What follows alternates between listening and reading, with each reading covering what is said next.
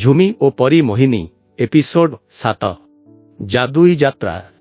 ଦିନେ ଝୁମି ତାର ବଗିଚାରେ ବସି କିଛି ପଢୁଥିଲା। ସେତେବେଳେ ତାର ସାଙ୍ଗ ପରୀ ମୋହିନୀ ସୁନ୍ଦର ଡେଣା ମେଲାଇ ଝୁମି ପାଖକୁ ଆସିଲେ।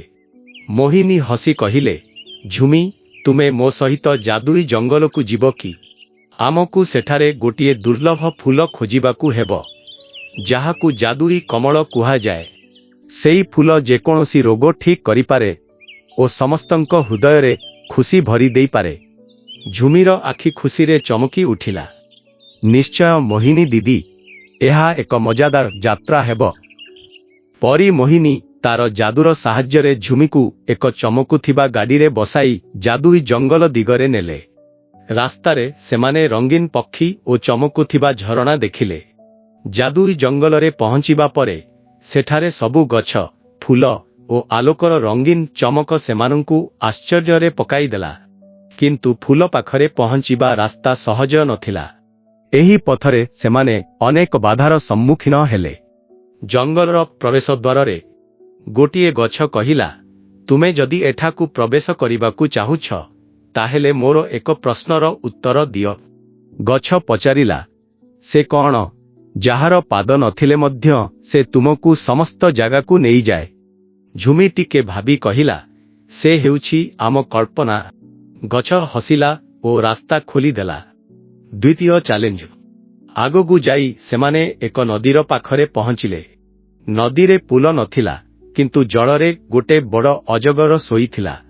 ଅଜଗର କହିଲା, ଯଦି ତୁମେ ମୋତେ କିଛି ମିଠା ଖାଇବା ପାଇଁ ଦେବ, ତାହେଲେ ମୁଁ ତୁମକୁ ପାରି ହେବା ପାଇଁ ରାସ୍ତା ଦେଇଦେବି।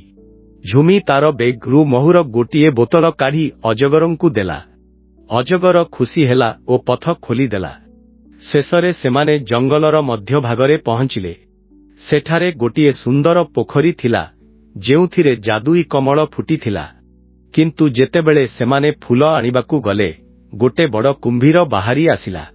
ସେ କହିଲା, ଏହି ଫୁଲକୁ ନେବାକୁ ହେଲେ ତୁମେ ମୋର ଏକ ସର୍ତ୍ତ ମାନିବାକୁ ପଡ଼ିବ। ତୁମକୁ ପୋଖରୀର ପାଣିକୁ ସ୍ପର୍ଶ ନକରି ଫୁଲ ଆଣିବାକୁ ପଡ଼ିବ। ଝୁମି ଓ ପରୀ ମୋହିନୀ ଏକାଠି ଭାବିଲେ।